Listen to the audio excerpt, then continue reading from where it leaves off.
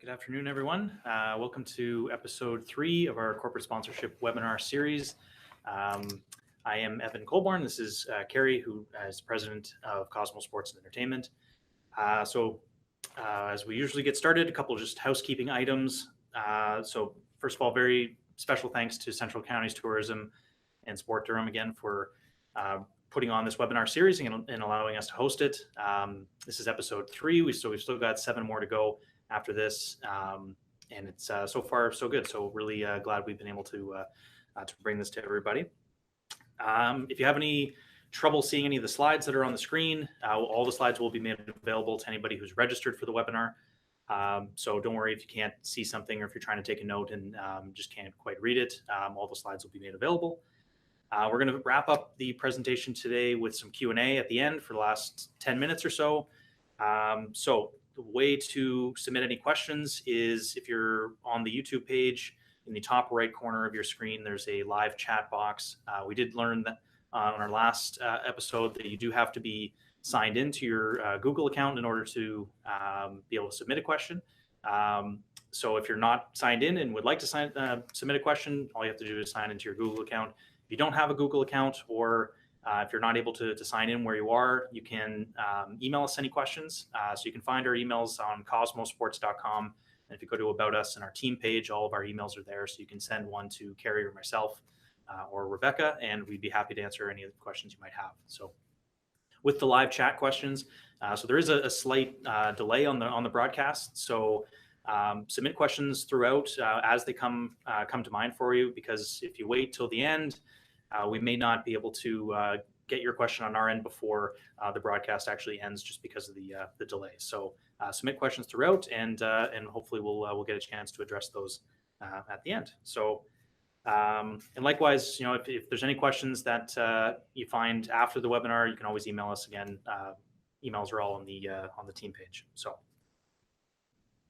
So with that, our third episode is all about who to reach out to, and we're going to talk about the sponsorship prospecting process. So episode 1, we really touched on what sponsors want, really tried to provide some insight into what they're looking for and what their objectives are. Episode 2 really focused on us as properties and what we have to offer, and then tried to offer some insight into what it's worth and how we can determine some fair market values for our different assets. So with a good understanding kind of both those sides, now, and had you followed along through kind of episode 2, you're kind of you've got all your tools really that you need. So now it's time to start reaching out and start building some relationships and start having some conversations with potential sponsors.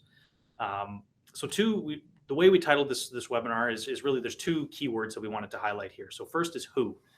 So we really didn't title this around what companies to reach out to for sponsorship. It's really about who to reach out to for sponsorship, and it's kind of been a theme through our first 2 episodes. It's about people.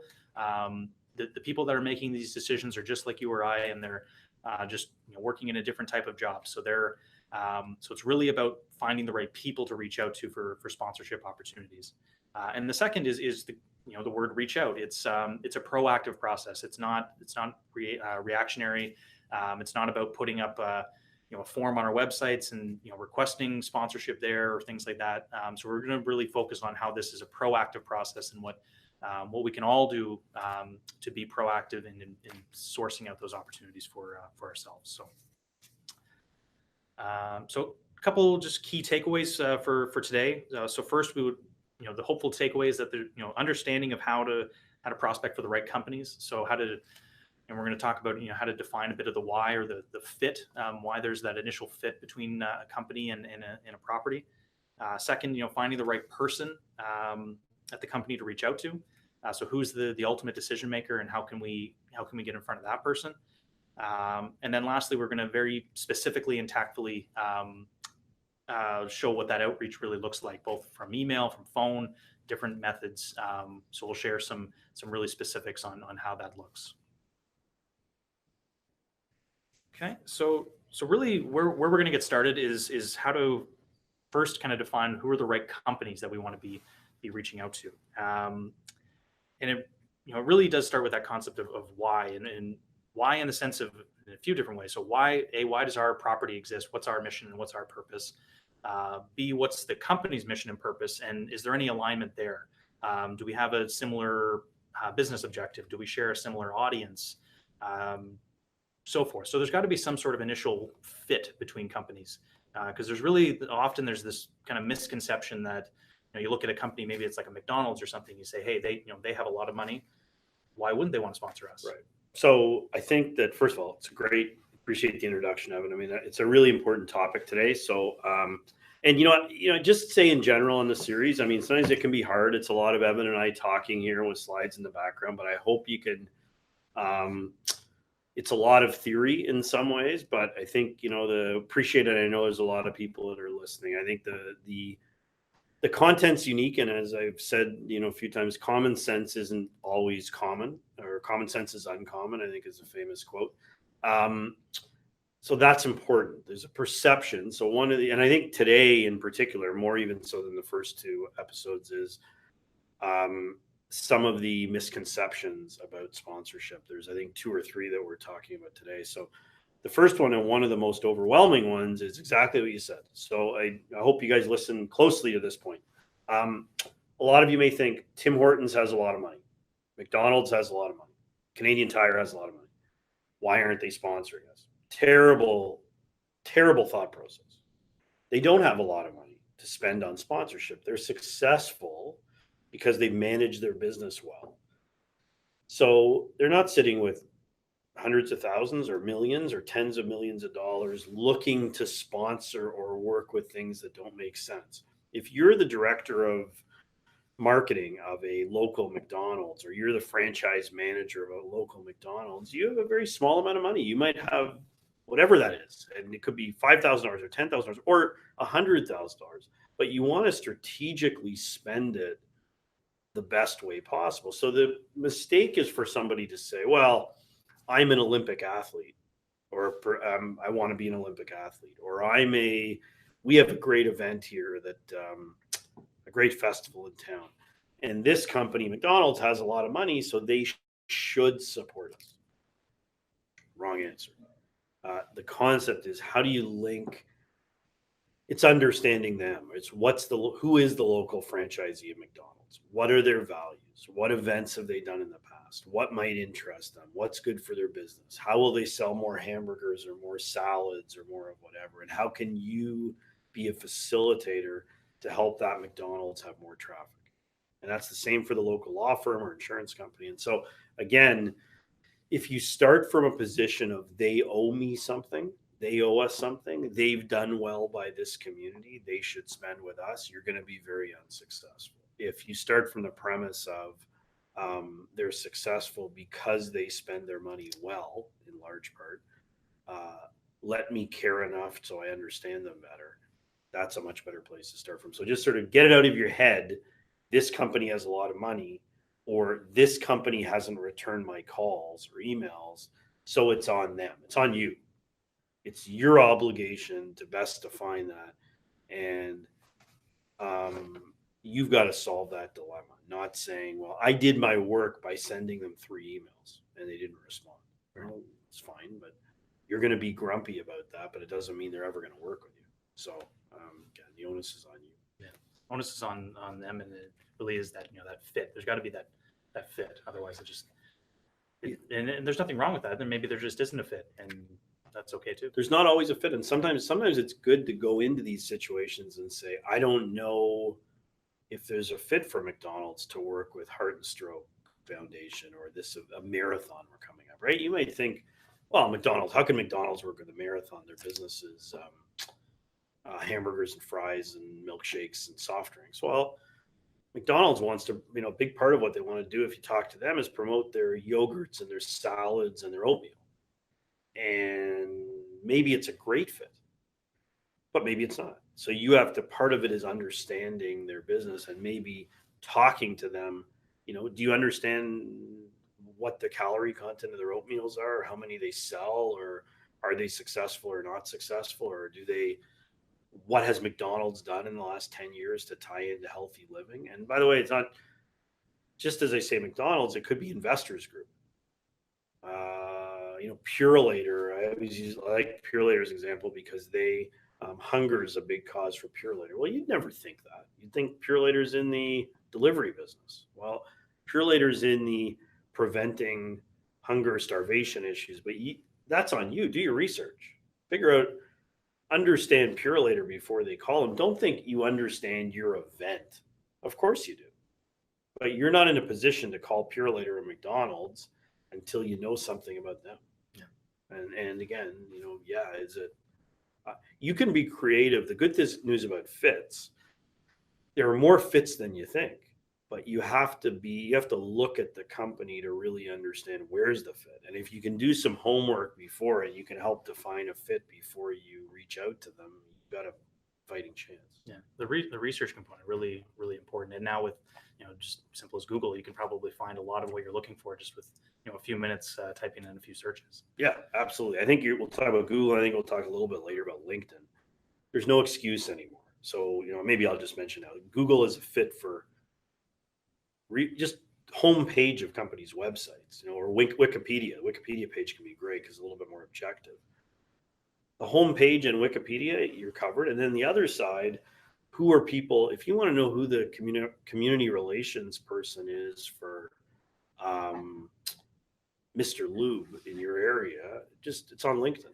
So it might take you 5 minutes, might take you 10 minutes. So there's no excuse anymore. So to be able to say, we're not looking through phone books anymore. So I think the technology is an amazing tool, but on the same hand, calling somebody and saying, without that research, it's embarrassing. So I'd say to everybody, if you're making a call to a company and you don't know anything about the company, pretty shame on you guys. That's pretty embarrassing. That's pretty bad that you would reach out to a local business without knowing more about them than that you're a casual customer. You've been there once before. So. Yeah. Okay. So we've all heard this concept of kind of the low-hanging fruit, and that's this graphic here. We all have multiple jobs. We all have lots of tasks to do, and we want to focus on those things that are going to be most effective, that aren't going to take up a disproportionate amount of our time to be effective. So this concept of focusing on the low-hanging fruit. So we can do all that research around fit and think we can define some companies that are a really good fit for our property. But there's still that that lack of connection, and they may to continue the analogy, they may still be really high up the tree. So really, I mean, how do we kind of narrow it down so we start focusing on ones that are a little bit closer? A good example. I mean, it's a great graphic. You just actually Sure. come back to it. It's a really neat graphic because the guy's on the wrong side of the tree and he doesn't even see that. If he walked around the tree, you would see that there's apples right at the bottom. I think it's funny. I use the example of McDonald's, but I think that's often the problem. People say Tim Hortons, Canadian Tire, Scotiabank, McDonald's. That's often high-hanging fruit. What about the local person that has 2 spas in Ajax and you live in Ajax, or the one person that owns the one Arby's in Durham region and you happen to know that person, but you're calling the head office of Arby's in Toronto? Why? Like, that's the apples right there. And you think, oh yeah, Bob just owns the one Arby's. He doesn't have any money. Bob's at Arby's. He's an Arby's franchisee. That's the person to talk to, as opposed to trying to find some head office connection who's maybe never been to Ajax in their life. So again, you almost have to take a step back and look around you and say, look, who are my potential partners, as opposed to, so all these, and by the way, one of the things about our training at Cosmos here, it's not consistent maybe with what you've heard or read before. So everybody obviously chooses to pick their own, pick which way they go. But we pretty confident in our argument. I mean, there's some people that say, look at Fortune 500 companies. To me, it's totally ridiculous. Look in your own backyard for organizations and people that are fits. I think we're going to talk a little bit about that too. So really that concept of not trying to jump to the top of the tree and you're going for those Fortune 500 companies or thinking it's someone downtown Toronto. It's really that person in your backyard, which is the first point here is all about personal network and kind of being surprised at just how many, if you kind of sat down and thought about it for a minute, and in your own personal network, how many companies you're connected to locally and otherwise through friends, family, in your work life as well. It could be clients, could be customers, could be vendors. So there's this huge network of people that you're connected to that you may not even realize it. Yeah, the best example for me is, so my brother works at Quaker, Tropicana, Pepsi. When I say Pepsi, he's in nutrition. So I say Pepsi, you think that's odd, but it's Quaker, Tropicana, Pepsi. He's in nutrition. It's nothing to do with sponsorship or marketing or any of the things that Cosmos does. He's always the person I'm going to call at Pepsi first. Now, it's not going to be the person that anyone else on this that we're talking to today is going to call. But my brother works at Pepsi, so I'm going to ask him, hey, what should we do on sponsorship, or who should we talk to, or how did that meeting? And yeah, it's 3 departments away, and it's in another building, and it's in another city. He's inside the building. Think of your own organization where you work. If you work for the city of Pickering, and do you know who does sponsorship? Yeah, you can figure it out. And it may not be the person that has that title, or maybe one person's easier to deal with than another person, or the intricacies, or how purchasing works, or you can find out.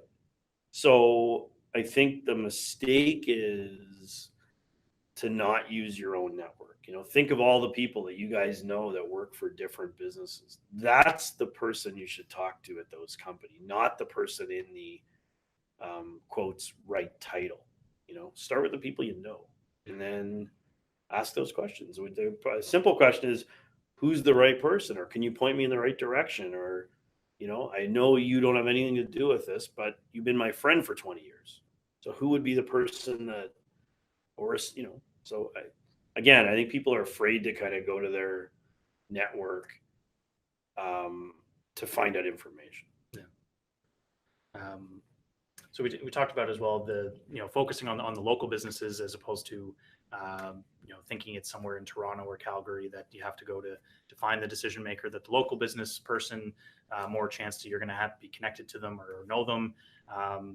More chance, like you said, that person's been to your event or is aware of your event or property because they're living in that community. So that focus on local. Right. Even that set Arby's example. So if there's one Arby's in Oshawa and the person doesn't have a lot of money and you don't think they do very well, they're still the one. It's much easier for them to sell head office or to convince head office than it would be for you.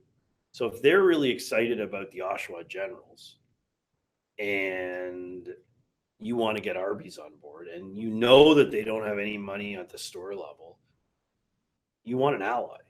And your ally is the person that has those local connections, that knows what the Oshawa Generals are, and knows that that's relevant. So don't sidestep the person because you don't think they have a big budget, or they're not important, or they're not in the right department. So again, looking up where the head office is doesn't really mean a lot. It's really starting where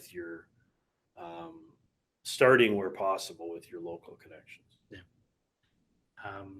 The other way to kind of narrow it down is to look at sponsors of similar properties. So if you're running a festival, maybe looking at other festivals and seeing who are some of the companies that are associated there. But we were talking about it just before about looking at companies who already do sponsorship just in general because they've already got that. Right. There's a line item, right? Yeah. So do you have, if a lot of companies have in their budget, and it's dated, so there's a lot of companies that still have TV. You guys some of you guys listening may relate to this: TV, newspaper, radio, outdoor, and then they put in something called online. Everybody put in 10 years ago in their budget, or 5 years ago online.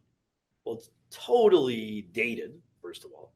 So, but if they don't have a line that says sponsorship, it's harder, because you're creating something out of scratch that they've never done before. So an organization that has done things like this, that's one of the factors. It's not the only one, but one of the factors to say, hey, we've seen, like you said, they've sponsored festivals. It means they've done their research. They've got an activation team. They know how to give away samples. They're set up. They may have already bought a booth. A booth could cost them $10,000. So if they bought it already, now they can come to your event, and they don't have to pay that $10,000. It's sitting in their office somewhere.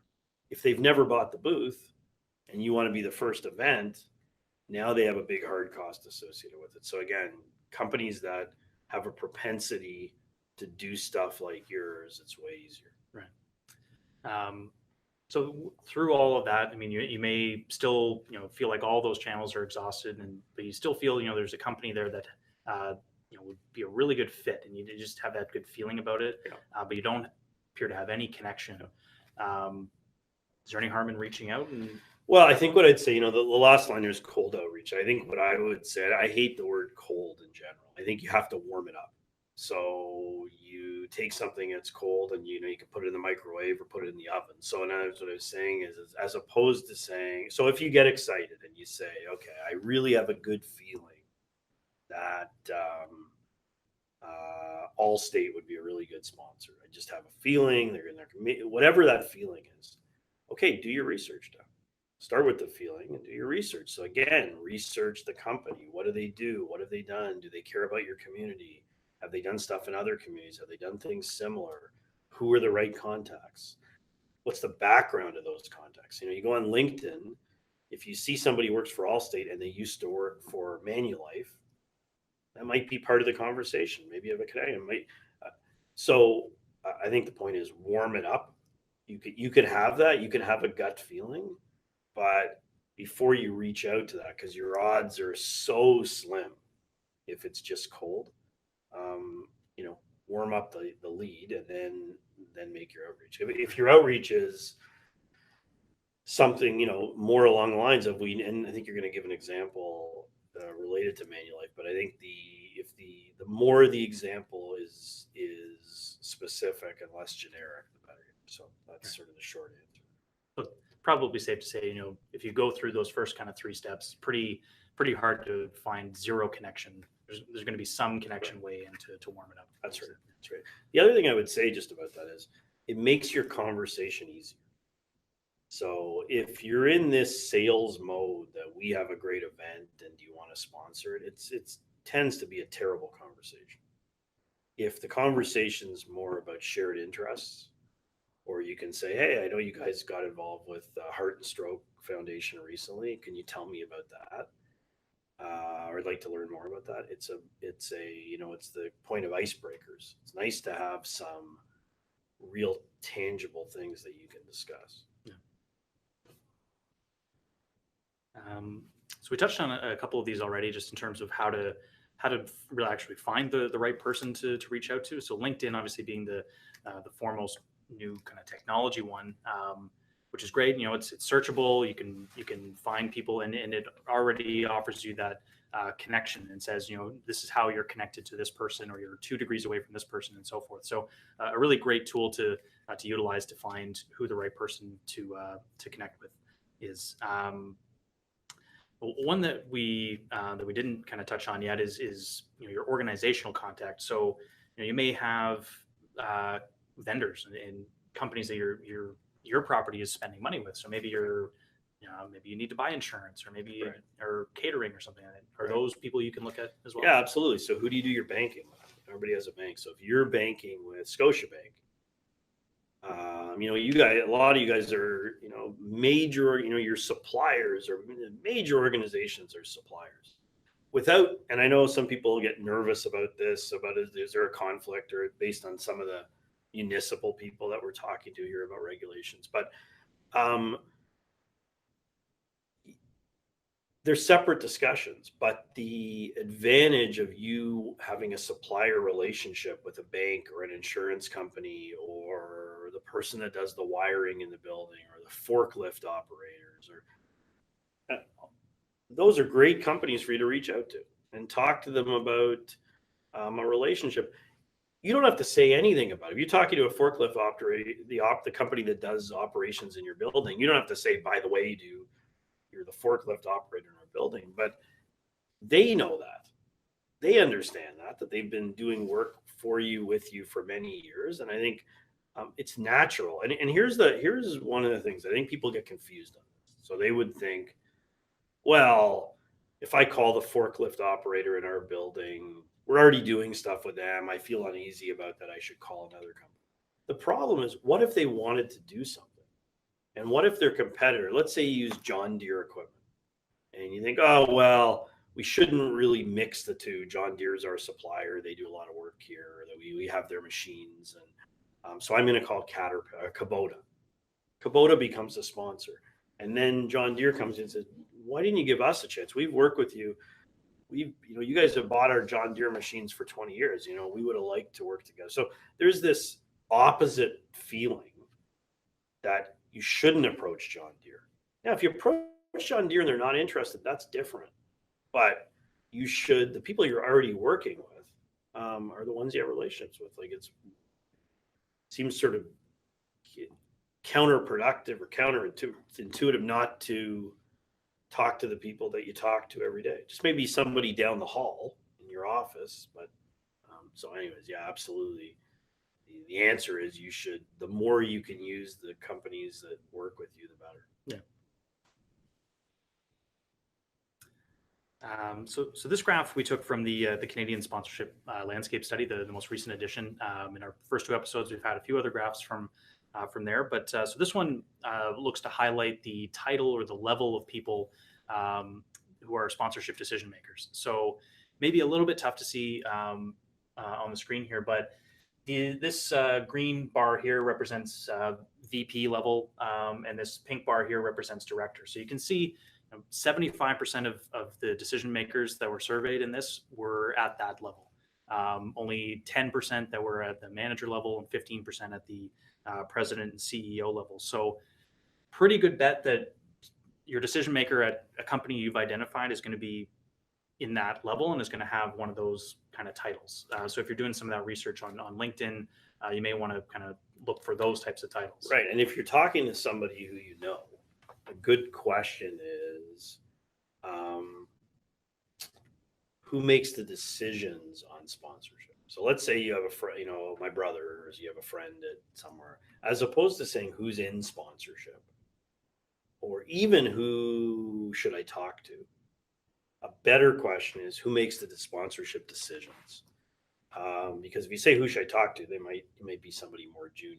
But really, you want, the sooner you can reach a decision maker, yes or no, is better. If you're dealing and you feel like, well, I may get a quick no. Well, if the manager likes your idea, but you're going to get a no from the director anyway, you want to get a no quickly. Well, it's a lot of time. Why put time in if ultimately it's not going to be received? So you want to go to the person who. So good word or good way to, as you're working through there, is who makes your corporate partnership, corporate sponsorship decisions. And sometimes it's a team of people. Sometimes someone will say to you, well, you have to start with our manager or director. That's okay. But the closer you can get to the decision maker, the better. Right.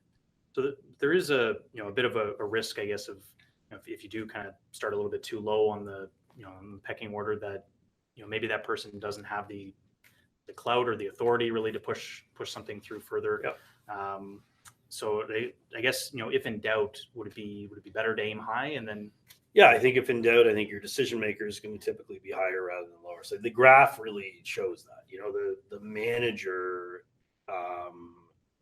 is rarely, manager or coordinator or executive is rarely making an ultimate decision. So yeah, I think if you can lean up, but again, the most important thing is that you're starting with people you have relationships with. So if you know the manager of sponsorship, you say, oh, she's not a decision maker, that's okay. That's where you have to start. Her, there's a history. Start with the manager of sponsorship and then see where it goes. Right. And on the high end, I guess it's probably most common that president, CEO level, they're relying on their team, so they're deferring those decisions down to somebody who's a little bit more specialized in that area. Yeah, well, we just did a pretty large sponsorship deal for 3 years for a company and some naming rights, and the director handled everything for the most part, but the vice president signed off. Now, vice president didn't change a single word of the contract, and that happens a lot because they are relying on the director of sponsorship. The vice president could be, it says VP marketing sponsorship, but one thing I would say, a lot of companies, the VP is just VP. It could be VP business operations. A lot of companies don't have VPs of every department. So if it's a vice president up here and they have 12 different directors reporting to them, they're going to sign off. Think in your own situation, oftentimes where you're working, once your superior trusts you, or if you trust your staff under you, you're going to much less scrutiny of what they're doing. So it's the same on buying decisions. So that's common. So a lot of times, even when it says VP, decision maker, they're oftentimes a check and balance. So if a VP is deciding, the CEO may be signing off. If the director is doing it, the vice president may be signing off. But the person who makes the essence of the decision is really key for you. Right.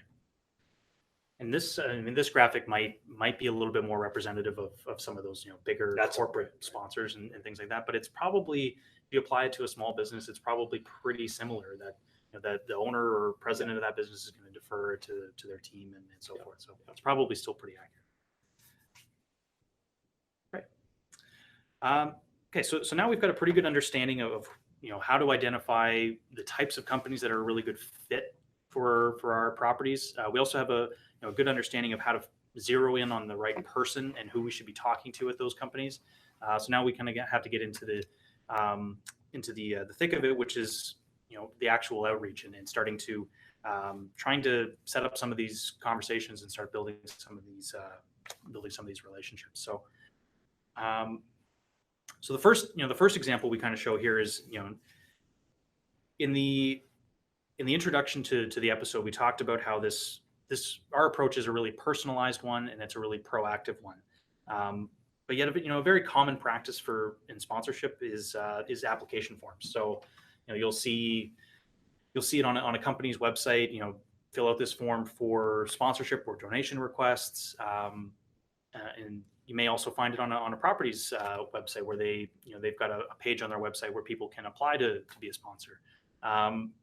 What are our thoughts on forms and how to navigate them, or what should? I think people don't read them.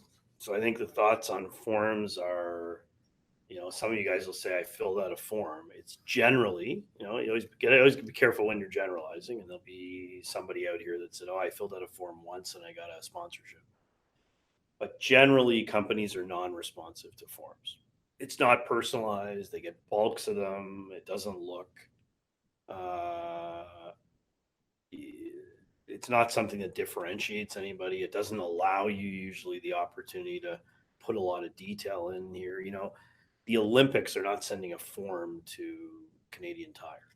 The Maple Leaf Sports Entertainment don't fill out any forms. So why are you filling out a form? And I think that immediately puts you in a pretty unlikely situation. So the reality is it's not a very effective route. Right.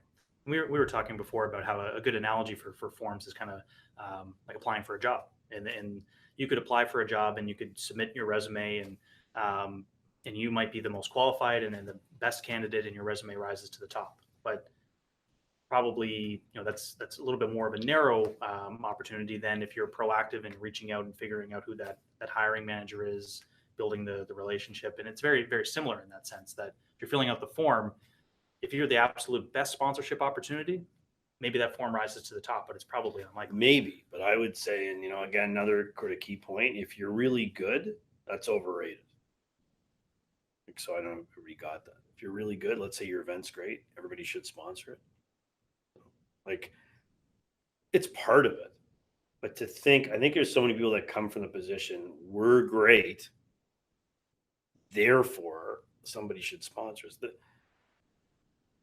The key is how it's conveyed. There's lots of good products and good services and people have great ideas and people that fill in forms. And some of you guys are probably listening to this think our event is amazing and sponsors aren't listening to. Well, it's on you.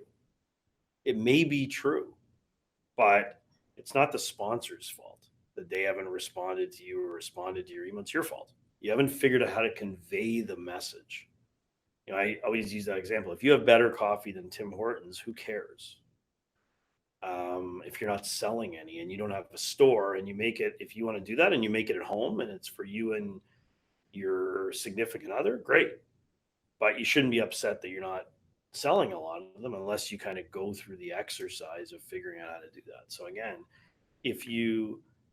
people spend so much time on let's have a great product and so little time on conveying that. And sponsorship's a part of that. If you're not conveying your message of why your product is a good fit for sponsors, then you don't deserve the sponsorship. You haven't done a good. You haven't convinced people that it is good. So just because you know it doesn't, it's not going to get you very far. Okay, so forms probably something we want to avoid. So probably one of the more common outreach tactics that are used by most people would be email. So we wanted to spend some time talking about that. When we use the word template, so we don't mean it in the sense of copying and pasting or mass emailing a generic message to people. What we're really kind of talking about is that there's a few key elements that you probably want to have consistent in just about any introductory email that you're sending out, which we'll kind of go through an example here. So just before you start in the items, I mean, the one thing I want to say, because I don't, is how small it is. So just before you get into the specifics, the one thing I want to say is keep it short. The vast majority of emails, and think if you're listening here today, think of the last 5 emails you sent to people that were sort of outreaches. Were they, if anything, this is too long. So that's a very common mistake, is to send an email that's a page long. People aren't going to read it. Yeah. Directors, vice presidents, CEOs, people that you're targeting are not going to read the length of the email. So just before you even get into the specifics, keeping it brief and concise is very important. Yeah. So I'll read the example here because it may be a little bit tough to see. So in this case, good afternoon, John. I was referred to you by my colleague, Rebecca, who indicated that you and her had worked together a few months back. I recently heard about Manulife's new partnership with the Ride for Heart, and I have to say that from my perspective, it seems like a fantastic partnership. If it's not too much trouble, I would love to pick your brain about Manulife's healthy living and wellness initiatives, hear about some of the other objectives the organization has for 2018. Would you have some time on Thursday or Friday of this week to chat for a few minutes? Thanks, John. Hope to hear from you soon. So again, just while you're looking at this, what do you notice what's not mentioned in here? Your event or who you are. It doesn't, you'd think, well, how could I? It's at the bottom, right? Director, Business Development, Cosmo Sports Entertainment, but you're talking about Manulife and their initiatives and Ride for Heart and talking. So again, where's the focus? If you're going to keep an email this short and the email ends up being all about you, that's not going to get people excited either. They're sitting in a Manulife desk with Manulife colors, and they get their paycheck from Manulife, and Manulife's very important to them. So again, talk about things that are important to them. So you can see from what we mentioned about a template, this couldn't really be a template because it's Manulife specific, it's personalized to the person. So, but there are a few key elements that would be consistent across just about any introductory email that we'd recommend sending out. So I'm going to go through those now, and these may be a little bit easier to see. But so the first and foremost is that it's a personalized greeting. So it's good afternoon, John. It's not to whom it may concern, and it's not even to Mr. or Mrs. So and so. It's personalized to John, and again, it's using their first name. In the book, How to Win Friends and Influence People, it talks about how everyone's favorite word in the entire English language is their first name. Something that if you hear it, you can't help but turn your head. You see it written, you can't help but kind of read a little bit. So personalizing it right off the top can help a lot just to get started. Second, so there's a strong point of reference. Mentions that it was referred by a colleague, Rebecca. Hopefully, John in this case remembers who Rebecca is, and then there's that connection. That's the reason. That's how I found this person's contact information. That's why I'm reaching out. But there's that point of reference, so it indicates to the recipient, this isn't spam. This is somebody who's typed an email out to me. So third, framing it and why did I see a fit to reach out? So it's talking all about them and then talking about Manulife, talking about a recent initiative of theirs that I saw that made me think of them, so it's all about them. And that I think that paragraph there, which we'll kind of skip back here for a second, but this paragraph here, where it's all about Manulife, that's where we would see it really commonly start to, kind of, try to squeeze in as much information about me. You as digress. I can. It's a digress. The other thing that's not on here too is the subject line. The subject line has to have Manulife or something about Manulife. The subject line should have the words "Ride for Heart" or Manulife or something in there. Not maybe you're in there in a slash or as part of it, but it's the focus is again that and people tend to want to have another paragraph or two. There may be a sentence about the nature of what you're calling about or the inquiry but it's really limited. I wanted to talk to you about our to see if there's any fit with Manulife and our Peach Festival in Ajax. That's okay, but it's to see if there's a fit with Manulife's, even better, Manulife's initiatives or Manulife's vision, or if our event could be similar to Ride for Heart. So I think if you're going to put yourself in there, put it in the context of them or things they're already doing. Right. So another one is there's a call to action, and it's very specific, and we're not asking for too much of a time commitment. So in this case, I want to pick their brain about their recent initiative, hoping they have a few minutes on a Thursday or a Friday. So not asking for like a 1.5 hour formal sit down meeting where we'll go through my sponsorship property and everything. I'm asking for a small commitment from them. So so the call to action, and then a personalized closing. So thanks, John, and hope to hear from you soon. So again, another opportunity to insert that person's first name into to the email, kind of bookends it nicely in the sense that you started with that and you're ending with it all being about them specifically.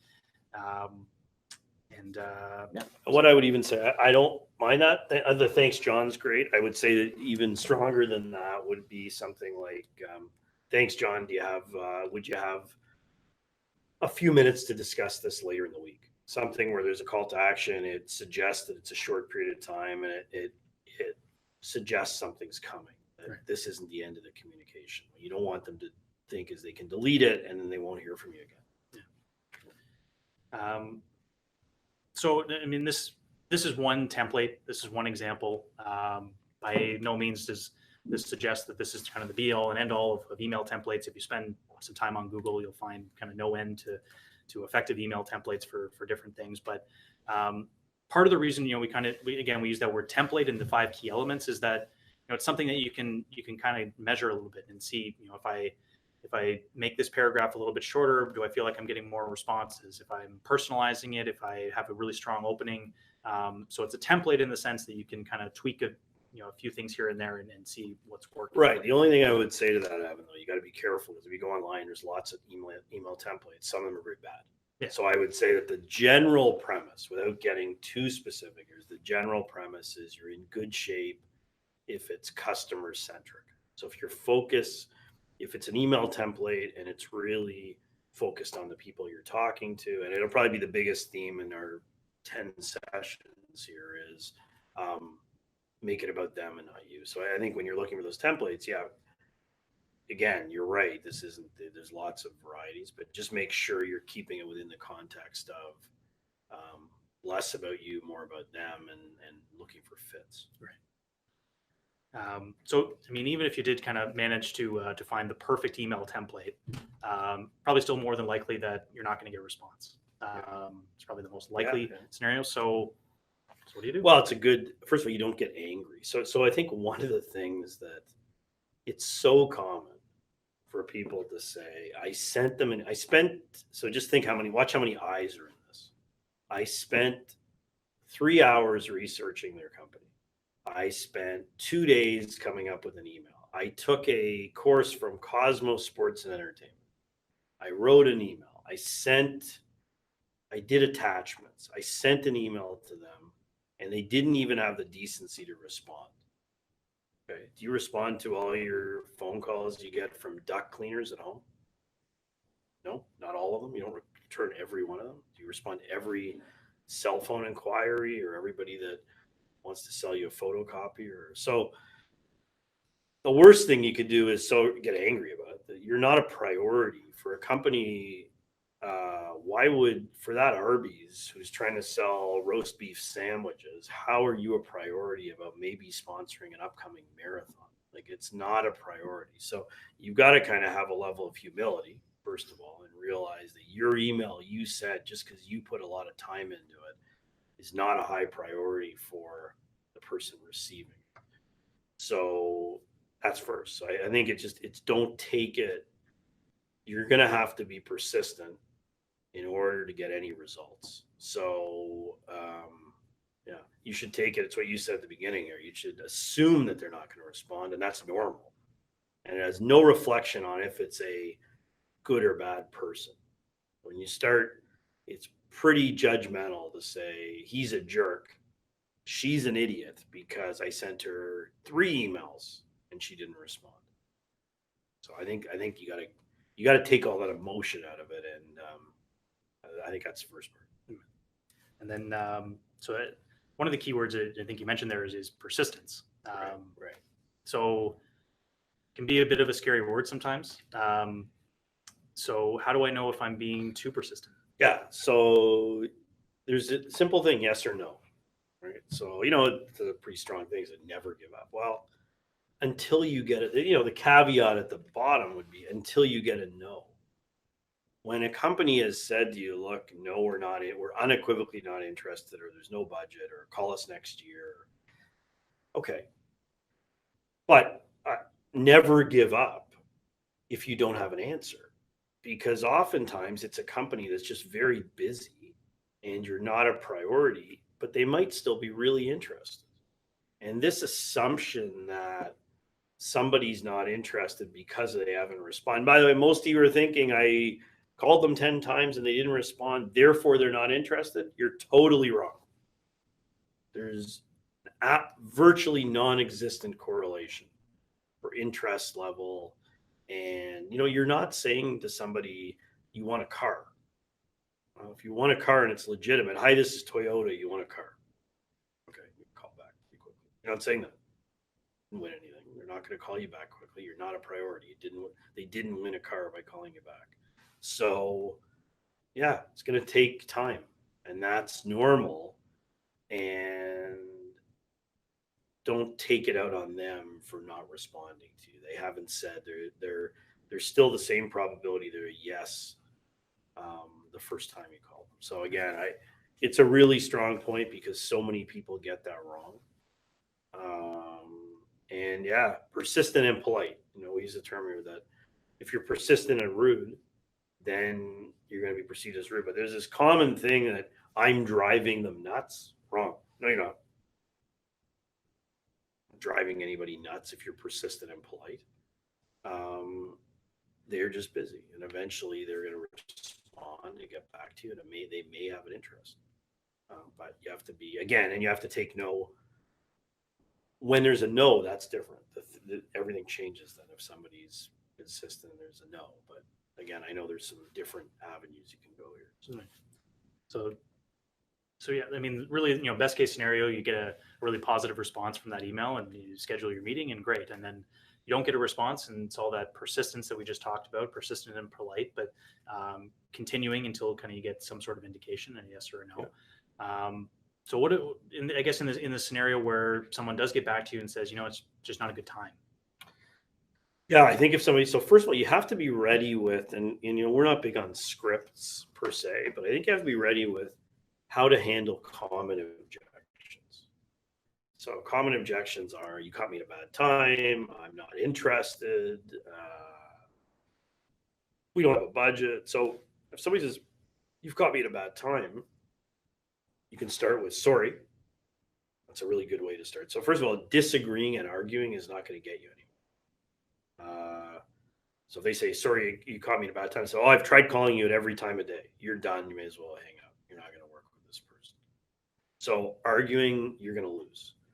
If even saying something, another line that's really bad is, oh, you're so hard to reach. I can't believe I reached you. Terrible. But that's an affront to them, that they're hard to reach, which is a negative, and that you should be a priority. So to your question, if somebody says it's a really bad time, you say, really sorry. When would be a good time for you? And what I throw in sometimes, I'm available anytime. So this is an important lesson for everybody here. You need to be available 24 hours a day. Now, 7 days a week. Now, it sounds crazy, right? So I haven't had in 20 years anybody told me, "Can you call me at 2 o'clock?" Hasn't happened yet. Maybe one day it'll happen once. But by me saying I'm available anytime, usually it's a normal once in a while. There's a Saturday morning at 10 o'clock call, and I make sure that my personal schedule allows that, and I juggle that, and I take a call from 10 to 10:15 on a Saturday morning. And that's important. If you want to be doing this, you have to be open to that, understanding that 90% of and where it really gets. So that seems where it gets tricky is if you say when's a good time, and they say Friday, and you say, oh, it's my holiday, I'm off that. Like, it's a really bad answer. So there can be an answer saying an answer could be, this Friday is really tricky for me. How's next Friday? The point is, find a solution. It's about their schedule, not yours. And people tend to have this 9 to 5 mentality. So again, I'm saying 2 points. I'm saying, say when's a good time, but be flexible. Don't be rigid based on how what their answer is going to be. Right. I guess the fourth scenario that we have here is just, they just say no, they're just not interested. So how do you deal with that? Yeah, I think there's 2 ways. I think there's at some point, usually it's probably 2 no's to me. I mean, I think if somebody says no, a couple no's, and then it's thank you very much, as you can see there. I think if somebody says no, I'm not really interested, a good comment would be no problem, or sure, do you mind if I ask why? Get all kinds of answers. So one answer might be, we have no money, or we don't do anything like this. It might be, I'm leaving my job in a month. It might be, our budget's spent, can you call me in January? It might be, actually it's a really bad week. So on the first no, or no, we're not interested, a really good response is, do you mind if I ask why? Like, do you mind if I ask? We use the term sort of cushions, like cushions the blow. Do you mind if I ask why? Is a lot. Just think of the difference, right? No, we're not interested. Why? Because we're not. Goodbye. Like, it's harsh.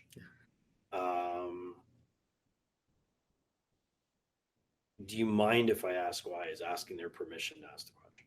Do you mind if I ask why? A lot less time you will get. We're just not interested. You'll get that sometimes, and then I think it's on that second no that it's a thank you. But very often, I would say 50% of the first no's aren't long-term no's. There's got to be a reason. They're saying no for a reason. Why? What's the reason? Called about something. What's the reason? We don't do that. I'm not in sponsorship.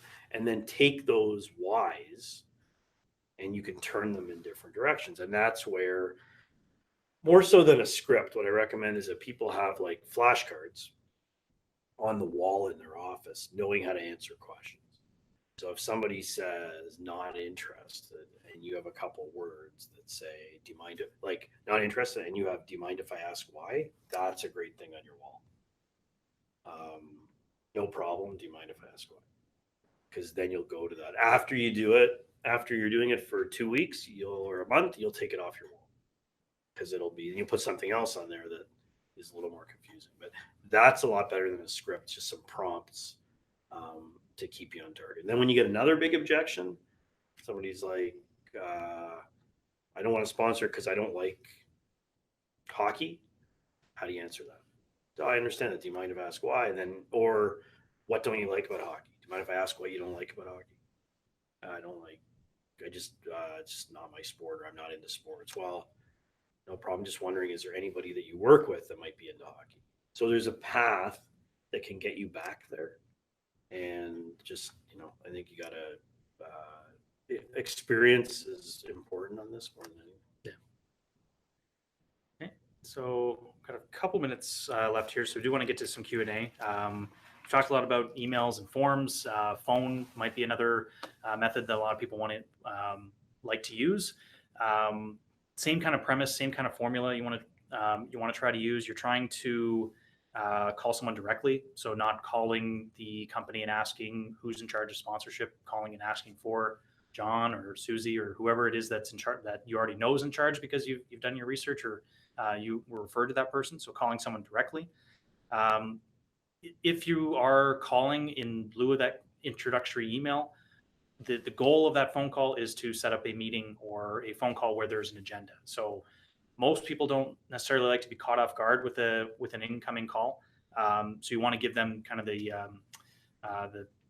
politeness of offering to schedule another time when you're both kind of ready with an agenda. And then voicemails, again, the goal is not to pitch on the voicemail. The goal is to get a call back. So you want to keep it short and simple, and just try to encourage a call back as opposed to kind of pitching the whole thing on a voicemail. So. Okay. So last thing before we just get to Q&A, so just one kind of hack that we can offer. So we mentioned LinkedIn and we mentioned Google as tools you can use for prospect research and everything. HubSpot is a great one that is a plugin for Gmail, can help you. Will let you know if people have opened your email in a personal email. So not like a Constant Contact or a MailChimp email service provider where you can kind of mass email, but this is really on a one-to-one basis. So so great tool, great thing that hasn't always been around. So you can see, I've sent this person 5 emails, they haven't opened them. Or what's even better, I've sent this person 5 emails, they have opened them, but I haven't heard back from them. Maybe I got to change things up and try a phone call or something too, because there seems to be a little bit of interest there. So so recommend people check that out. But so that wraps up the content for today. So key takeaways, about finding the fit for a company, making sure that you've got some idea of that there is some initial fit as a reason for why you're reaching out. Find the right people, leveraging your network. Pretty unlikely that you're unable to find any connection to a company you've identified as a potential fit. So if it looks like there isn't a connection, keep going. There's some connection somewhere. And keep in mind that the goal of this outreach, all of this outreach we talked about today, the emails, the phone calls, all that, it's all about trying to get that meeting. It's not about getting, it's not about pitching in the email. It's not about pitching on the phone. It's about trying to get a face-to-face appointment. And that's really what our next episode is going to talk about, is that first kind of face-to-face appointment where, again, it's still all about them and learning about their business. But now in a face-to-face context. And that's what our next episode is going to be about. So with that, we'll turn over the last couple minutes here to Q&A. Yep. So our first question comes from Katie, and she asked, what are some ways you can convince a prospect to meet with you after they've told you to fill out a form? Okay, so first of all, I know we're 3:00, so I'll try and do some quick bullet answers to a few questions. People can stay on for a few minutes. That's great. I would say if someone tells you to fill out the form, you have to assume that they're not going to read it. So that's a first step in the process. You can call or email and say, hey, I filled out the form, and you can have it with you and say, I filled out the form. Did you get a chance to look at it? But I think you still go back to your original concept of wanting to set up a meeting, and you should want a meeting. So if you're afraid of a meeting in person, you're in trouble. You're not going to sell much sponsorship over the phone or via email. So a lot of people hide by filling out emails or forms. So I would say the forms aren't doing much. So it's a smoke screen. It's more or less like you telling somebody that you're not interested in something, send me an email. So I think you've got to kind of continue to go forward. And the second question is, if a lead dies, essentially, what is the process for reaching back out to them in the future? Okay. I think, your CRM system is important. So have a database system where not a spreadsheet.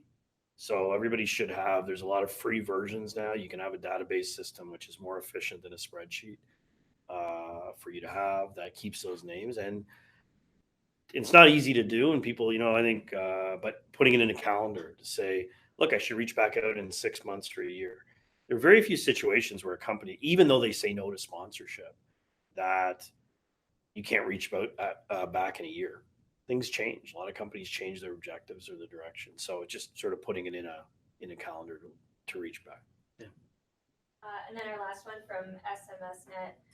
What ultimately is your recommendation as a workaround for, again, companies who want you to complete a form? They mentioned with the honest understanding that emails and calls are frequently ignored.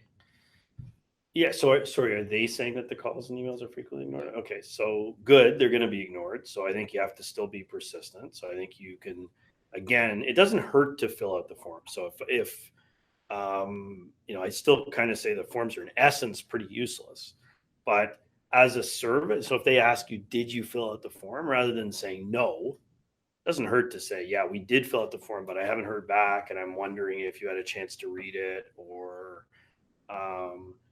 and I think it's still going back to the same concept. We've talked about your ride for heart, or we've talked about, talk about some of the things they do. So I think, again, don't get stuck in that place. It's a very easy out for them to say. You have to get past that. The good thing is probably 6 out of 10 people will just fill out the form and walk away.